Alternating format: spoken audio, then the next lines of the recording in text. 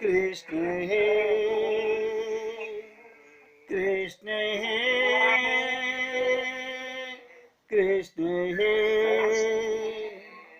कृष्ण हे कृष्ण हे कृष्ण हे कृष्ण हे कृष्ण हे कृष्ण हे कृष्ण हे कृष्ण हे कृष्ण हे कृष्ण हे कृष्ण हे कृष्ण हे। ध्यान दीजिएगा, सबसे पहले भगवान ने इन गोपियों को रास देने से पहले, अमृत से लुटाने से पहले, परम प्रेम पिलाने से पहले क्या किया? उनका चीर हरण किया है। लोग वक्ता क्या कहते हैं? उन्हें निर्वस्त्र किया। आप वस्त्र धारण करके मां के गर्भ से आए थे क्या?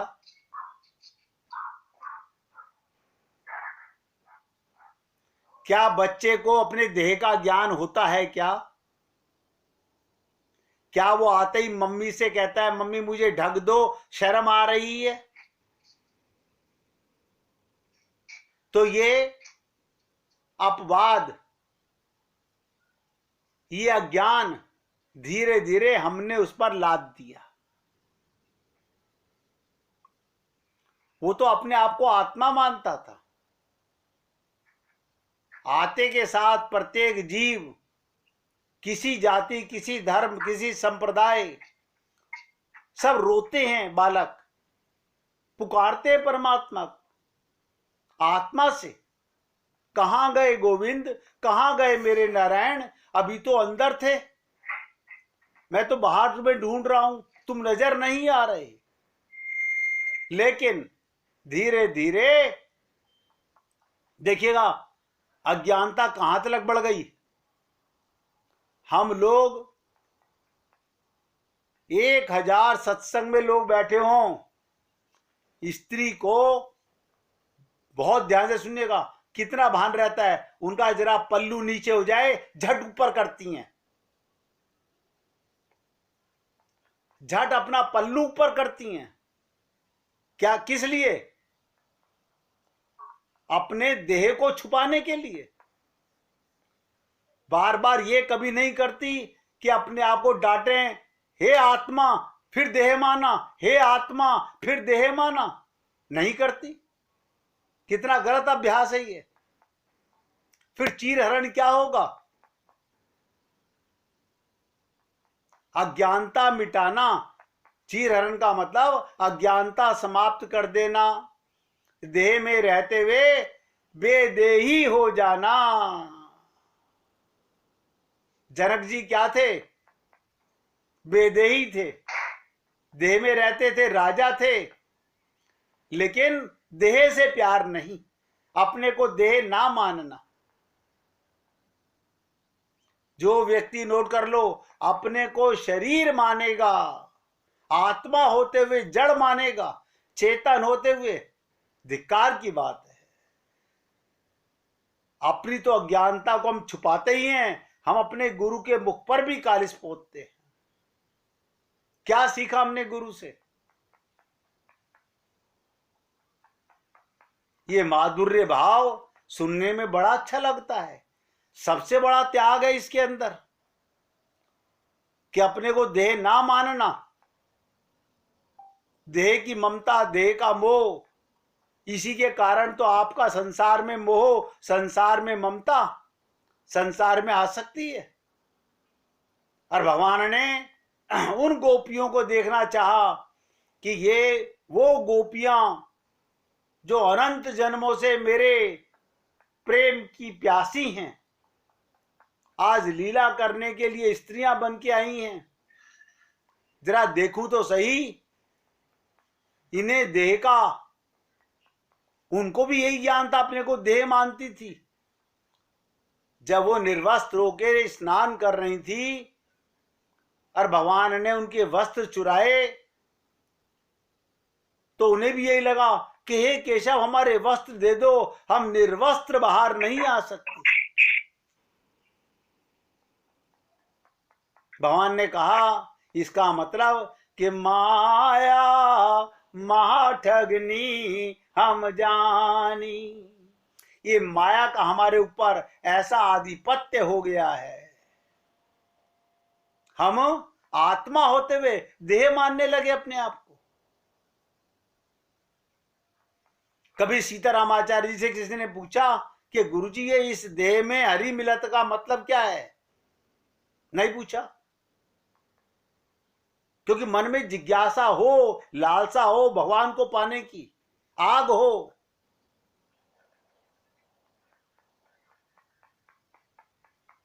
ये शरीर केवल भगवत प्राप्ति के लिए मिला है, लेकिन हम अपना मन बुद्धि देह को मूल मानकर अपनी कामना, अपनी इच्छा, अपनी आसक्ति, अपना मोह, अपनी ममता देह संबंधियों में बना लिया। आत्मज्ञान को भूल गए। बचपन में था ज्ञान, जब ना किसी माँ से प्यार था, पैदा होते ही ना पिता से प्यार था, ना दादा से ना दादी से, तो पहली क्लास माधुर्य भाव की क्या था? चीर हरण करना। इसी को बोलते हैं, नामदेव ने क्या कहा था? जो घर फूके आपनो चले हमारे संग। आज नया अर्थ नोट कर लो इसका। जो देह से बाहर निकल सके, इससे ममता मोह आसक्ति छोड़ सके, वो चले भक्ति के मार्ग पर, वो माधुर्य प्रेम है। कहत कठिन समझत कठिन, उसने हमारे को पता नहीं क्या, हमारी देह की कोई बदनामी करे, बुरा कहे, हमें बुरा लगता है। इसका मतलब तुम देह मानते हो बुरा लगता है? मेरी देह सुंदर दिखाई दे, ये तुम्हारे मन का भाव रहता है। आत्मा से सुंदर नहीं, देह से सुंदर होना चाहते हो।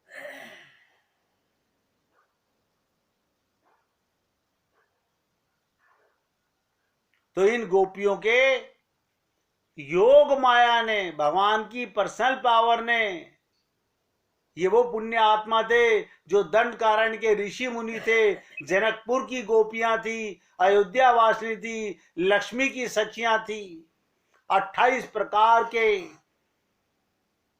भक्त लोग थे, अलग अलग लोग से आए थे भगवान को प्रेम पाने के लिए।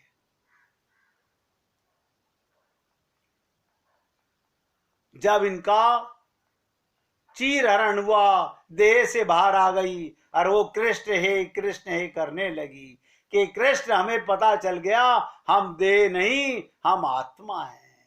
परमात्मा किसके साथ रास करे, देह के साथ या आत्मा के साथ? सोचो, परमात्मा किसे आत्मसात करे? तब महारास हुआ। उस समय जो स्त्रियां, जो गोपियां महारास में गईं, उनके पति लोग अपनी बीवी के ऊपर हाथ रखकर सो रहे हैं, बार बार हाँ ठीक है मेरे पास सो रही है। अब आप सोचिएगा, हमारी बुद्धि काम नहीं कर सकती? सब पतियों को, सब माँ बाप को पता है हमारी बेटी, हमारी बहू हमारे घर में सो रही है।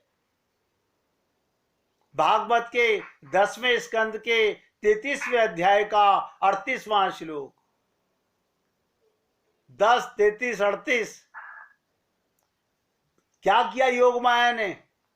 अंतिम शीन समझिएगा, करोड़ों ब्रह्मा की उम्र के बराबर रात बना दी गई भगवान ने। और सब गोपियां, देखिएगा, भगवान श्री कृष्ण उन गोपियों के शरीर में आकर के सो गए और उन आत्माओं को वहां से निकालकर, उन शरीरों से निकालकर दिव्य शरीर देकर भगवान के साथ रास में पहुंच गई। घर वाले भी खुश और परमात्मा भी खुश। हमें क्या लीला सीखनी चाहिए? यही तो राज है सीखने का। यही राज है कि शरीर से परिवार की, पति की, माता की, पिता की, बच्चों की, पड़ोस की, अड़ोस की, सबकी सेवा करो, लेकिन आत्मा से संबंध अपने गुरु और परमात्मा से मानो। यही ज्ञान है। ये मोटी मोटी बातें बता रहा हूं, अभी मैं डिटेल में नहीं जा रहा हूं। अगर डिटेल में जाऊंगा तो अभी हमारे को 45 दिन 48 दिनों को ये करते हुए सत्संग, महाराष्ट्र की चर्चा में 48 दिन निकल जाएंगे। वो इतनी लंबी चर्चा है। तो ये गोपियां माधुर्य भाव वाली, ध्यान दो, माधुर्य भाव वाली, चोरी चोरी तन संसार में, तन की इंद्रियों से संसार का कार्य है और मन की इंद्रियों से अपने प्रीतम का कार्य है।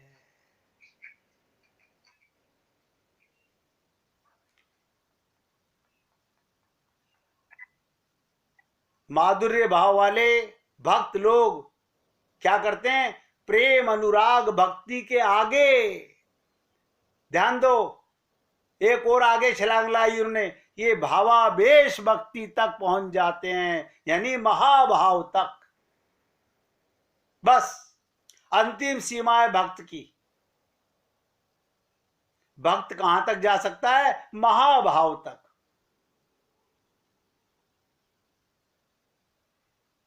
ये महाभाव क्या है?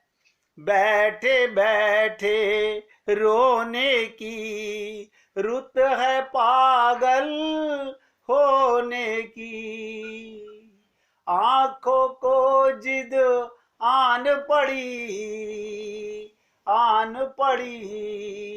सावन भादो होने की, सावन भादो होने की। सास कह रही है, बेटा बहू जाकर के पानी लेके आ यमुना से, और गोपियां रास्ते में पेड़ से चिपटी हुई रो रही हैं।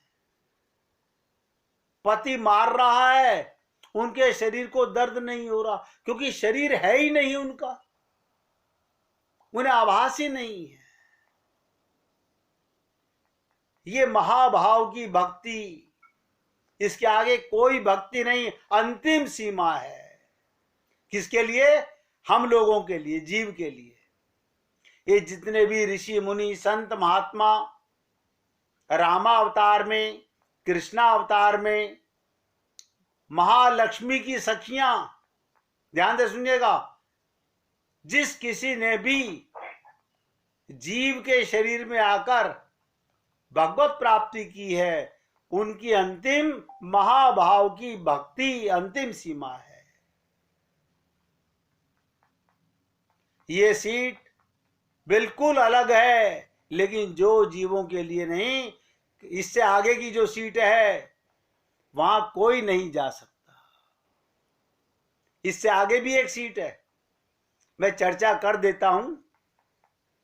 उसे कहते हैं मादन माख्य भाव। महाभाव से ऊपर मादन माख्य भाव, यहां भगवान श्री कृष्ण की पहुंच नहीं, ध्यान से सुनो, केवल राधा रानी वहां विराजमान रहती हैं। ये केवल राधा रानी की सीट है, श्री कृष्ण को भी नहीं मिली तो और किसी को तो मिलने का प्रश्न ही नहीं पैदा होता। राधा की सखियां ललिता विशाखा सब महाभाव तक गईं। बड़े बड़े ऋषि मुनि संत महात्मा जो दंड कारण्य में राम के पीछे शरीर छोड़कर आत्मा से भागे, हे पतिदेव कहां जा रहे हो? आप कहेंगे पुरुष पुरुष के पीछे भागा, ये पुरुष तो हम मानते हैं शरीर से, वो आत्मा थी। और प्रभु राम को हाथ जोड़ के निवेदन करना पड़ा, हे पुण्य आत्माओं, ये मेरा मर्यादा पुरुषोत्तम का अवतार है। जब मैं कृष्ण अवतार में आऊंगा, जब मैं पूर्ण अवतार में आऊंगा, तो आप सब पुण्य आत्माओं को मैं वो रस वितरण करूंगा जिसे प्रेम रस कहते हैं। देखिए, ब्रज 84 कोस, ब्रज 84 कोस की एक बार यशोदा मैया नंद बाबा को मन में भाव आया, बेटा हम 4 तीर्थ की यात्रा करने चाहते हैं, प्रयागराज भी जाएंगे, काशी भी जाएंगे, बद्रीनाथ केदारनाथ सब जगह जाएंगे, सब तीर्थ स्थलों की यात्रा करने जाना चाहते हैं। तो भगवान श्री कृष्ण ने कहा, इन्हें कैसे समझाऊं, इन्हें कैसे समझाऊं? तो भगवान बोले, मैया मैं सारे तीर्थों को ब्रज में बुला लाता हूं, तुम ब्रज में ही सभी तीर्थ स्थलों के दर्शन यात्रा कर लेना। अतः समस्त तीर्थ ठाकुर जी की आज्ञा के अनुसार, ध्यान दीजिएगा, भगवान ने सोचा और सारे तीर्थ ब्रज में निवास करने लगे। ऐसा माना गया कि ब्रज धाम की परिक्रमा यात्रा सर्वप्रथम सबसे पहले किसने की?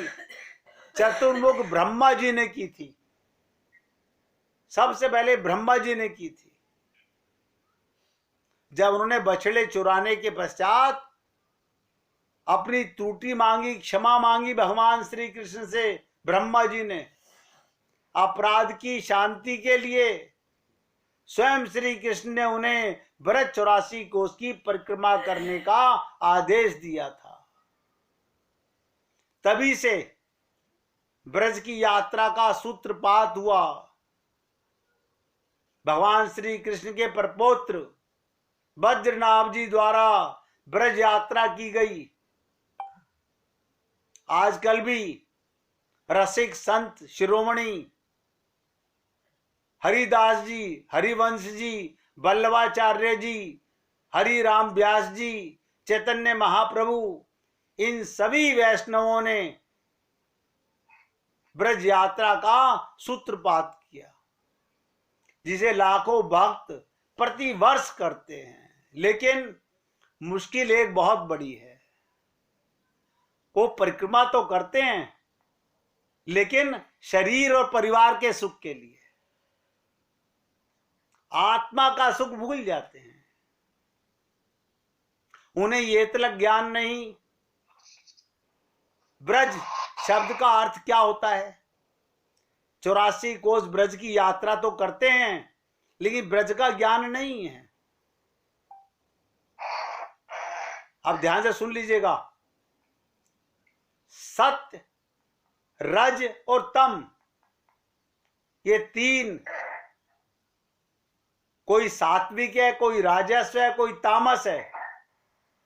कोई धन में प्यार करता है, परिवार में प्यार करता है, कोई स्वर्ग लोक से प्यार करता है, कोई नीच लोक से प्यार करता है। इन तीनों गुणों से अतीत परे जो पर ब्रह्म है वही व्यापक, इसलिए उसे ही ब्रह्म रज कहा गया। जहां भगवान श्री कृष्ण के चरणों का रज से,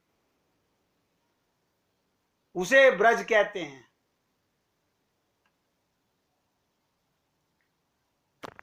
ये सच्चिदानंद स्वरूप है, परम ज्योतिर्मय, अविनाशी है। वेदों में भी ब्रज शब्द का प्रयोग हुआ। ब्रजंती गावो यशवनती ब्रजहा, अर्थात गौचारण की स्थली ही ब्रज कहलाती है, जहां भगवान गैयाओं के साथ में नंगे पांव चलते हैं।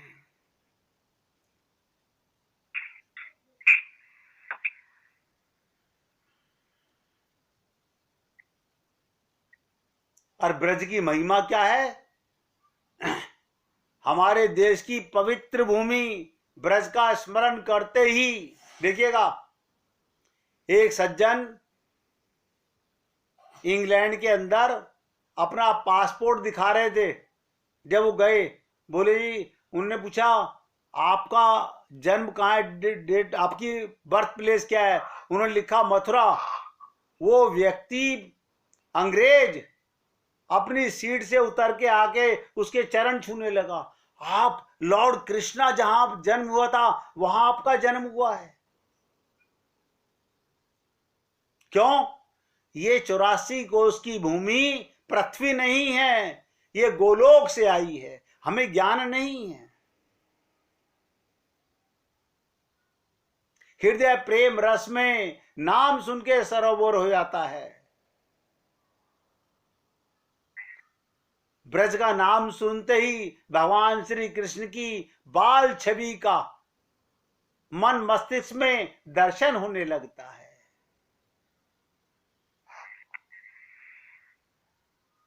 ये ब्रज की महिमा सभी तीर्थ स्थलों से भी बड़ी महान है। अब 1 मिनट कीर्तन कीजिए, फिर चर्चा करते हैं।